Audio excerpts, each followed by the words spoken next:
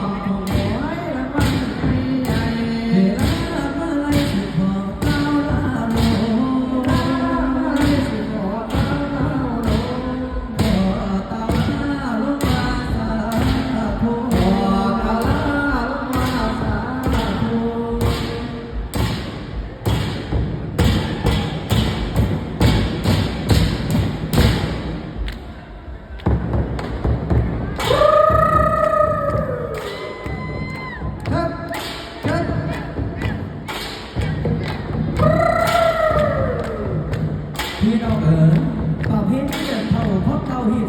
12เปิดพระน้องของโบราณผ่านมาพัฒเข้าอีกจากในนี้นักเล่นเป็นบุญการดอกการใดบุญบังไฟเข้าเหียดแอนเชิญแทนไทยแด่แตงฝนตามตำนานแด่สืบฝนฝนกำลังห้วยเฮาพญาแทนเป็นผู้นำในฝนหลังลมชมพูพื้นคนในพื้นเพลลาปรารถนาให้ฝนนำฝนตกลงสู่พื้นได้ตกกาเห็นหน้ากันแล้วพี่น้อง